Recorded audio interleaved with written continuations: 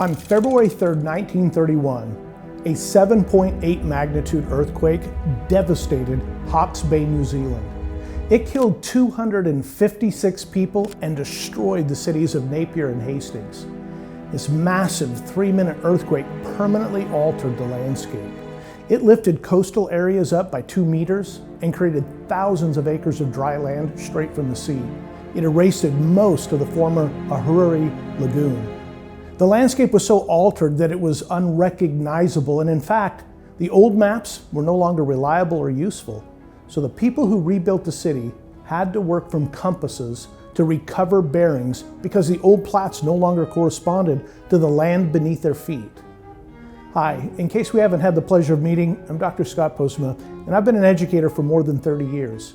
And in these next few minutes, I want to talk about another seismic shift that's taking place right now and what it means for your family. I'm talking about the seismic shift happening in the American educational landscape. And this shift will almost certainly affect your family because it's drastically altering our civilization.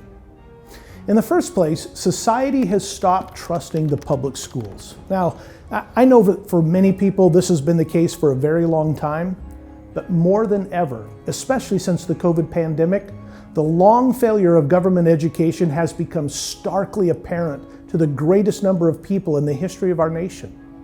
Parents who usually wouldn't have thought to question their child's education, parents who thought their little public school in their small town was safe, tragically discovered that their children were being taught things, abnormal things, without their knowledge or permission. And in recent years, literally millions of children have been pulled, or perhaps better, rescued from the public school system. In the second place, it's now a well-known fact that the education being delivered in the government schools is mostly a substitute for what education is supposed to be. If public education is not focusing on ideologies, it's often just focusing on the transfer of information rather than the transformation and the elevation of the student. And that's not an insignificant distinction. Information can be transferred to a machine. Data can be stored on a device. But a student can memorize disconnected facts and still remain unformed, unwise, and spiritually malnourished. Education, rightly understood, is the formation of a human soul. And it's the passing down of wisdom and knowledge from one generation to the next for a noble purpose. And it's where every culture tells the truth about what it believes and what it loves. And there's another indicator of this seismic shift, if you can believe it. In conjunction with the philosophical and practical trends, an economic shift has emerged. Parents are voting in droves, compelling legislators to redirect funds from failing public schools back under their control. Parents who can then use these funds, their own tax dollars coming back to them, for their child's education. Now, putting aside the politics of parent choice scholarship for just a moment, I'm not arguing here whether or not that's a good thing. There are valid arguments on both sides of this issue. The point that I'm making is that it's actually a thing. The landscape in education is shifting so dramatically that in just a few years, it may be unrecognizable. And this is huge because there are more opportunities today than ever before for our young people to get a quality education if parents want it and they're willing to pursue it. Now, I want to step back for just a moment and talk about a historical divide. In the 19th century, there was a big shift toward what we might call a utilitarian education or democratic education, meaning more and more people were able to receive an education.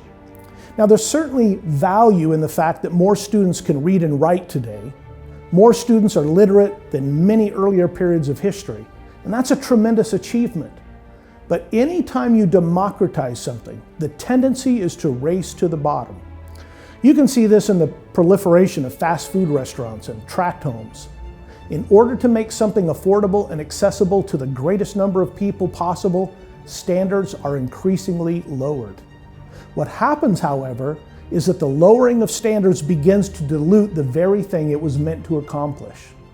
So when you democratize something and the race to the bottom comes to the finish line, deficiency reaches a desaturation point.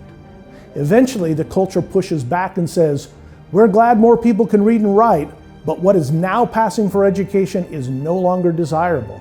Actually, learning the skills of reading and writing without receiving an actual education means more people are susceptible to propaganda and harm, and that's unacceptable. And from there, tremors begin to rattle people out of their slumber, and that's when transformation begins to happen. A renewal, even a renaissance emerges. We begin to recover the quality that before education was democratized existed chiefly in elite circles. And that's where we are now. Now that we have the infrastructure in place for education to be accessible to nearly everyone, we must raise the quality of education. We're in the midst of a seismic shift to recover a quality education for the next generation. And if parents do not take advantage of this opportunity, if parents do not get involved in this renaissance at such a time as this, they may fail to give their children what is required to flourish in coming years. That would be very unfortunate, because it's never been easier to give your child a quality education than it is today. If we're not doing that, then we're being distracted by things of lesser importance. We're not prioritizing as we ought. That's the first thing. The second thing is this: while education is not about the job market, part of the seismic shift happening in the recovery of education reflects a seismic shift happening in the market itself.